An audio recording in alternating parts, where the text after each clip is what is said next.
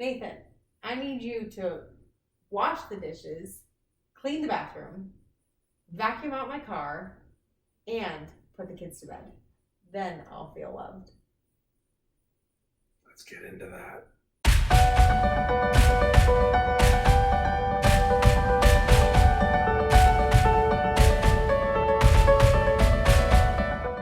Hey guys, I'm Andrea. I'm Nathan. And you're here on Marriage Monday on Marriage by Design.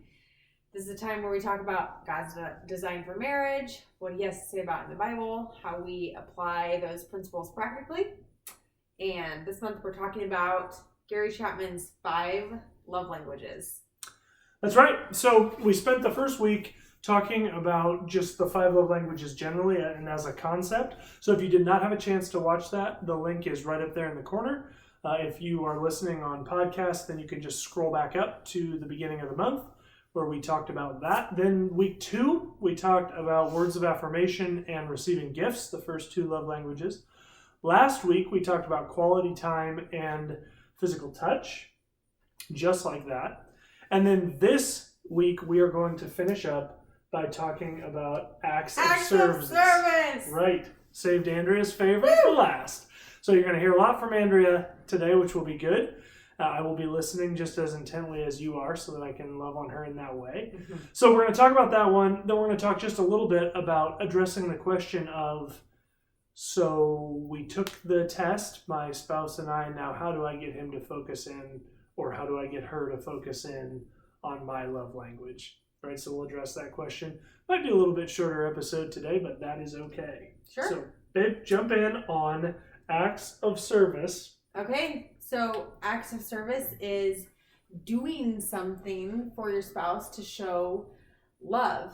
And this may feel like, if this isn't your love language, but it's your spouse's, this may feel like, I have to do something to earn her love. And you do. So get to it. Not biblical. No.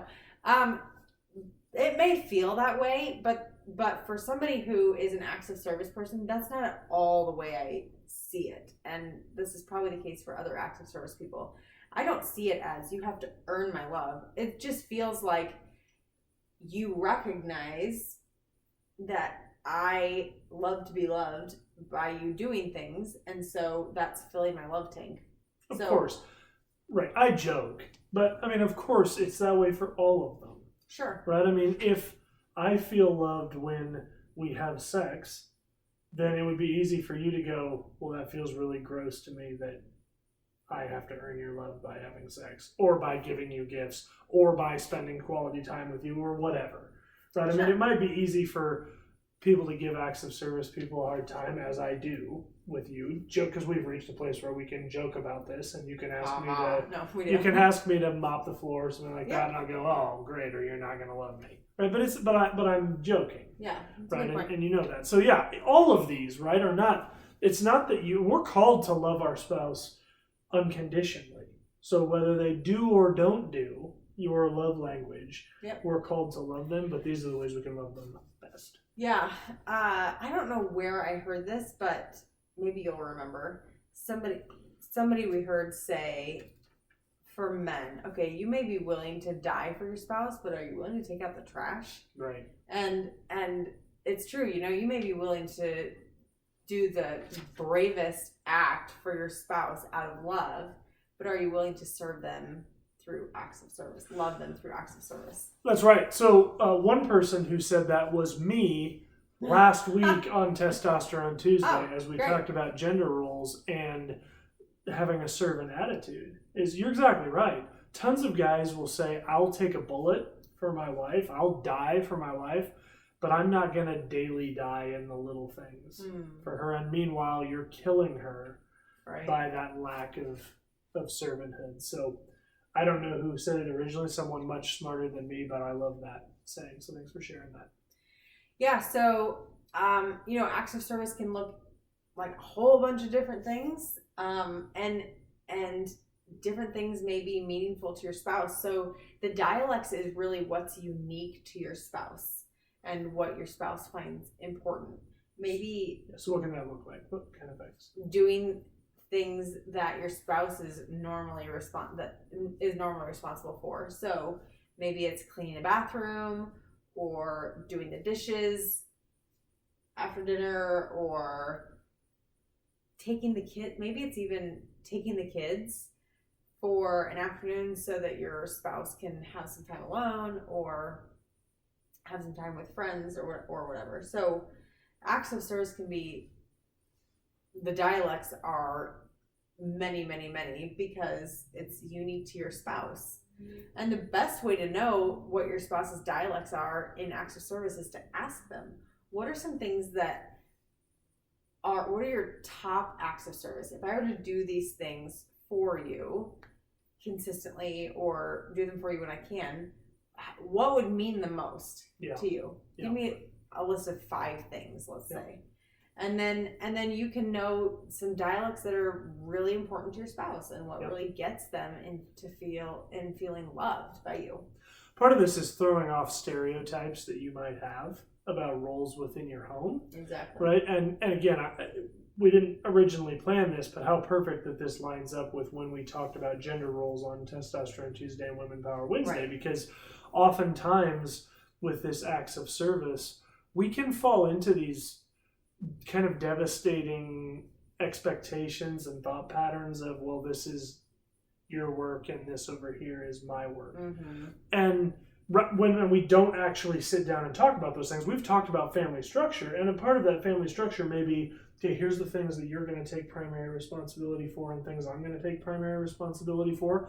But just falling into stereotypes of you're going to do this work because of what you do or who you are, really problematic. I mean, there was a time once when I was hearing a talk that was directed at spouses of homeschool parents, and look at that, majority of homeschool parents, the parent doing the homeschooling, are the moms. And in this particular talk, the speaker said, one way you can support your spouse in homeschooling is by doing some of the woman work. And I couldn't even, I about fell out of my chair when I heard that, because I thought, I'm sure you're gonna say that. That's exactly what we're talking about. Is, if you have an idea of, well, this is guy work and this is woman work, you're immediately in a sticky situation. Sure. Because what that means is you have now stereotyped certain types of work, and so of course you're not going to want to do that work, because if you're a guy, you're going to go, well, that's woman stuff, right? You've not made it about sacrifice, you've made it about what's between your legs, and that's going to be problematic. And the crazy thing is, you're both doing this marriage together. It's both your home, and it's your lives together. So having work that's pieced out is really not being together on the team. Right. Another thing that I see far too often is guys, I'm tougher on you because I'm a guy, but far too often I see guys that maybe not explicitly, but implicitly, the sort of taking care of the children on a daily basis is kind of the mom thing, and I'm more like the not so much that. And so often I feel like the messaging that's sent to the wife in the case of my example is, well, you take care of your kids, I'll take care of whatever, the providing or the what, it doesn't matter. My point is, they're not her kids. I'm pretty sure you were there when they were conceived. And so they're your children. Or you've taken on that responsibility. That's right. If they're not biologically yours. Right, they're your children. Right. So that means both of you can jump in and do that. It's your house. It's your dinner, right? I mean, both of you. Mm-hmm. So, not falling into those stereotypes is really important. That's great. Yeah, so the dialects are just unique based on your spouse. And as an acts of service person, if Nathan were to come to me and say, Nathan already knows, but if he were to come to me and say, hey, Andrea, what are the 5 things that I could do? Writing them down. What are the 5 things that I could do around here that are practical ways of loving you through acts of service, what are the top, tell me the top 5. And then him hearing those, writing them down or whatever, and doing them consistently, amazing. I mean, for an acts of service person, it's amazing. That would be amazing. So give me some examples, babe, of ones that you or friends that you have that are acts of service, because I know we have a number of friends in our sphere of influence that are acts of service.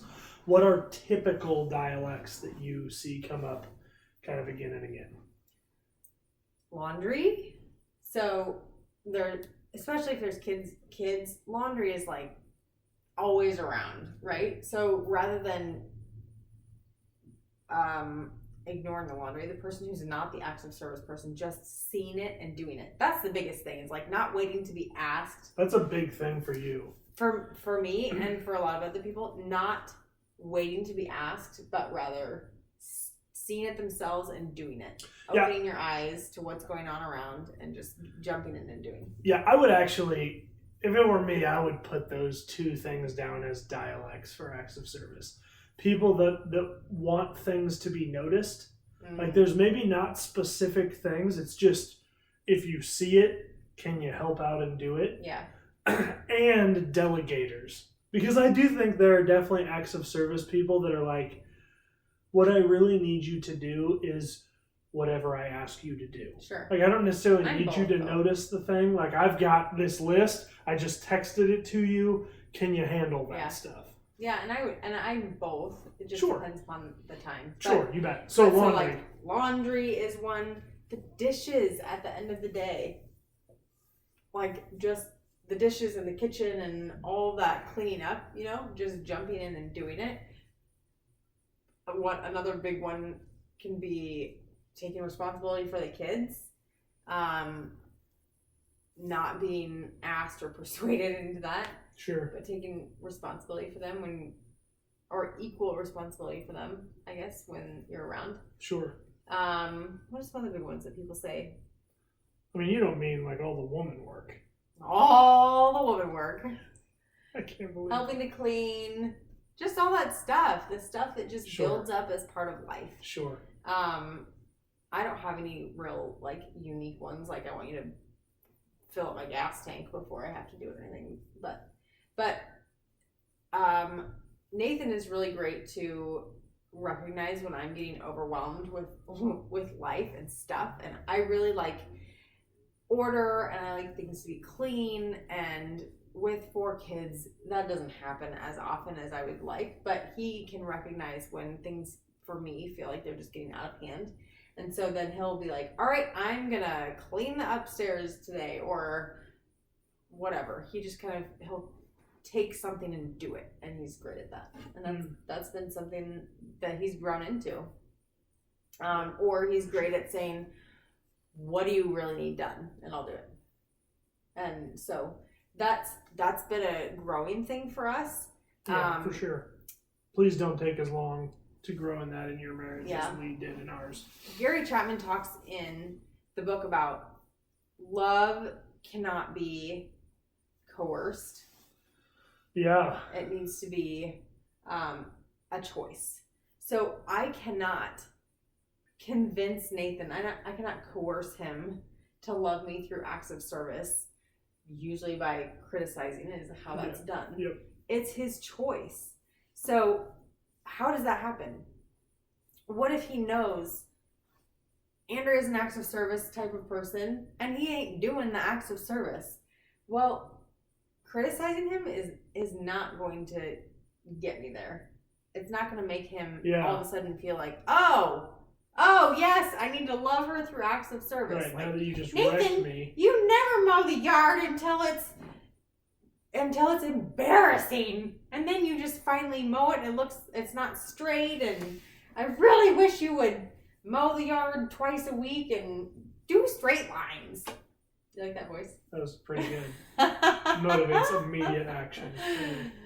But just, the voice and the words are not going to make him all of a sudden want to love me through acts of service, right? It may make him do something to get me to stop nagging, but But that's not more real like heart change. That's temporary and probably results in resentment and bitterness. Right. So then where do we go from there? Well, I think the important part is letting him know in a loving way, I would really like help with this. Yep. Not expecting him to be a mind reader. However, the more years you have of doing that, the more years that your spouse has of understanding your love language better and being able to, quote, read your mind. It's good. And Nathan understands me so much better in this acts of service that I don't have to as often tell him, I would really love you to do this. He just jumps in and does it. Yeah. So not expecting your spouse to be a mind reader and lovingly asking them, will you do this? Or this needs to be taken care of. Can you do that? Whatever. And then kind of leaving it there. And if your spouse chooses not to do it, then they choose not to do it. But not being a nag about it is really important. Would you say, as somebody who's married to an acts of service person? Absolutely. Yeah.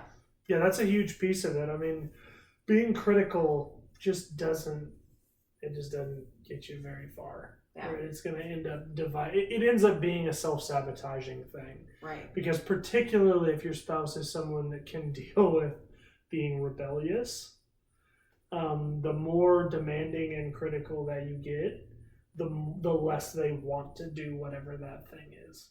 Sure. And can really resolve. It's why some humility can really play a key role in, hey, I really want to feel like we're doing this as a team. I would love if you could consider helping me out in these areas. Mm-hmm. Because it really speak a lot to me about how you feel about me. I know you love me.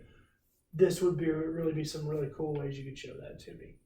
What if they don't, though? Then what do you do? Well, I mean, we've talked about this in Marriage Mondays that we've done in the past. In fact, we're talking really kind of about this right now on Thursday as we go through Philippians 4. Yeah.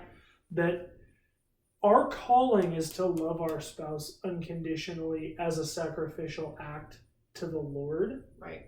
Because of the covenant we made to him, to the Lord. So if your spouse doesn't, then your reaction to that is your responsibility. And this is in every love language. That's right. So if your spouse chooses not to try to love you in a way that's meaningful to you, right, then your response should be to continue to love and respect your spouse in a way that's meaningful to them. Right.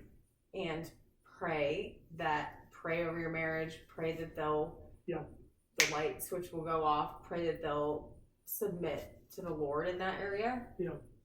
But you choosing to be critical or choosing to not love them anymore in any way or in ways that are meaningful to them is not going to do anything positive for your marriage. Right.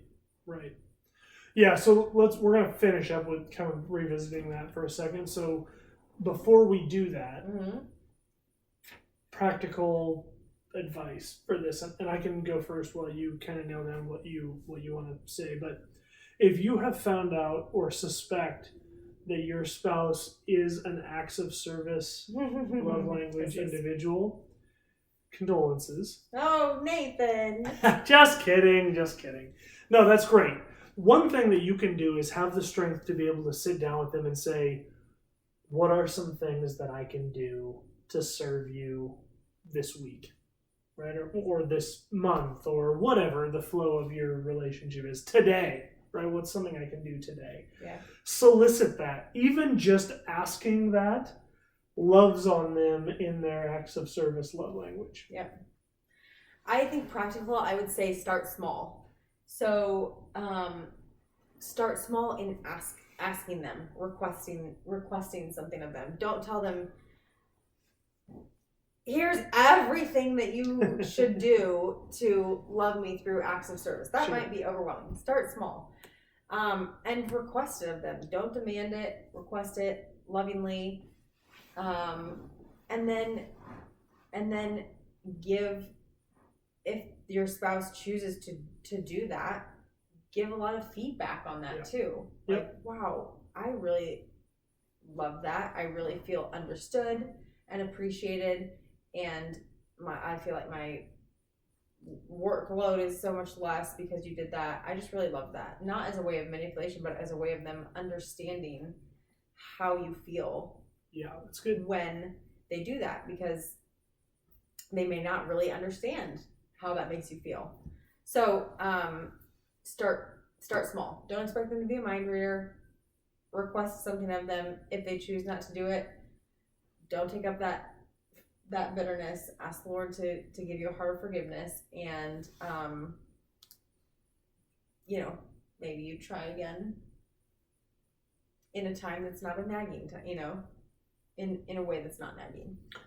Right. So that's a good transition then into the last thing we want to talk about, which is, how do I motivate my spouse to speak my love language? Well, you keep reminding them every day, multiple times a day, right? That will probably not work out. Okay. But I do have a story. This is from the book that I wanted to share, because I think this is a good highlight into this area, and then maybe I'll let you share a little bit, and then we'll close it down. But Dr. Chapman tells a story of a woman that came to him, and she had wanted her husband to paint their bedroom. Mm-hmm. And she had been asking him and asking him and asking him and asking him and asking him and asking him and asking him and asking him over and over and over and over and over again. Clearly, she was an acts of service, love language person, and she just couldn't get him to do it. Or maybe she just really hated their bedroom color. Could be.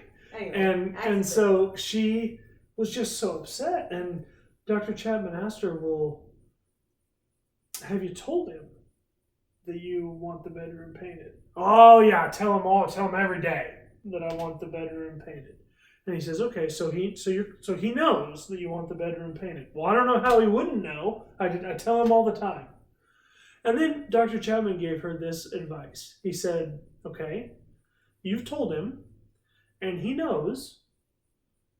Is he stupid? No, he's an intelligent guy. Okay, so you've told him, he knows, he's not an idiot. Don't ever tell him again. Ever. Don't ever bring up the bedroom painting again, ever. And then he said, in addition, are there things about your husband that you really love? And she said, well, yeah, there's some things that I like, that I appreciate about him. And Dr. Chapman said, okay, here's what I want you to do. Don't ever bring the bedroom up again. And every day, I want you to be intentional about telling him something you love about him. Just one thing, just tell him.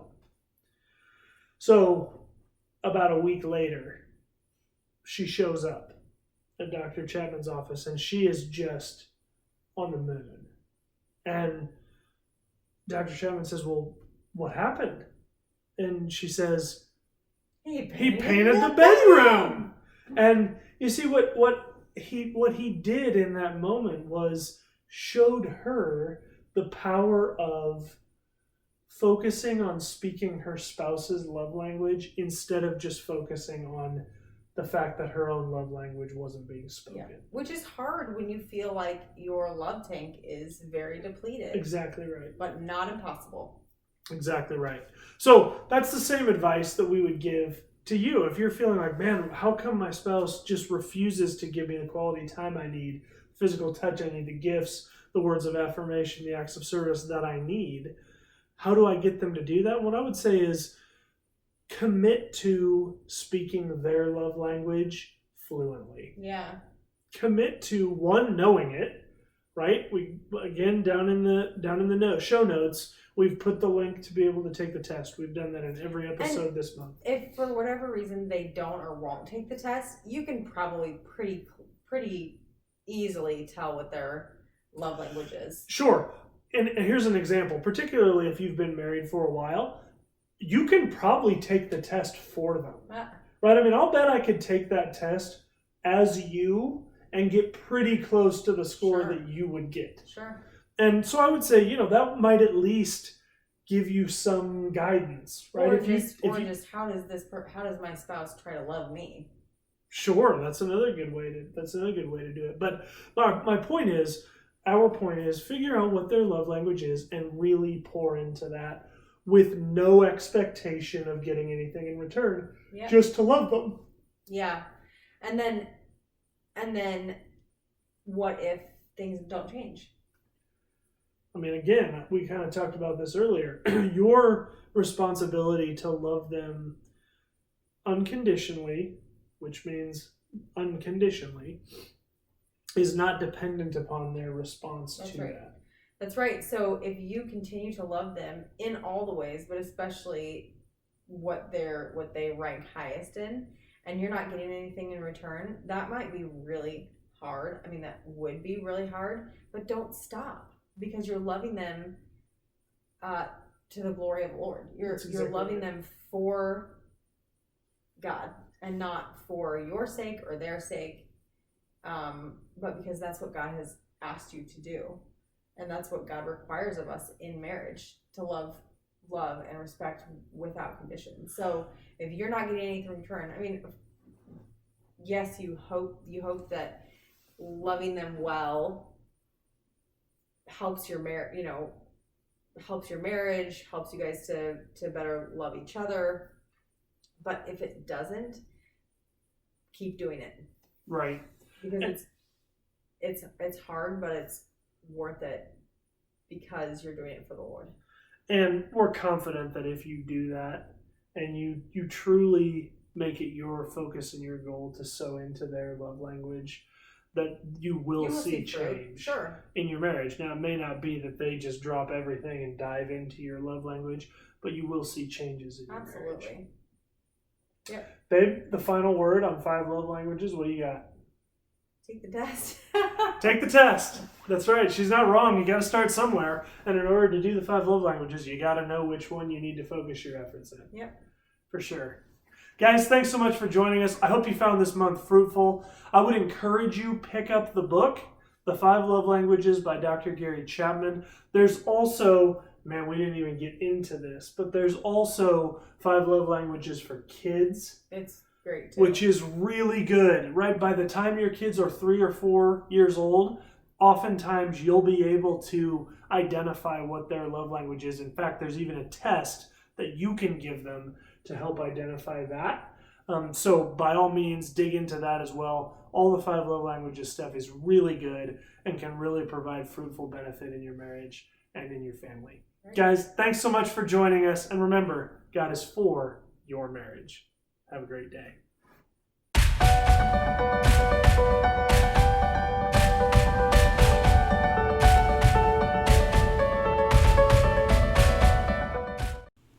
Hey, thanks for joining us on Marriage by Design. If you were impacted by this video, like it by hitting the thumbs up below. Also, don't forget to subscribe, and once you subscribe, hit the bell icon so you can be notified when new episodes release. Excellent. Also, one of the huge pillars of our show is interactivity between us and you. So we would love you to comment down in the comments below if you have thoughts about this video, or if you have questions or other things you'd like to see considered in the future. In addition, if you'd like, you can email us. That's marriagebydesignpodcast@gmail.com. We're also on Instagram @marriagebydesignpodcast, or you can find us on Facebook by searching Marriage by Design Podcast. Finally, if you want to, you can tweet at us. We do have a Twitter account that is @MarriageXDesign. Thanks, and have a great day.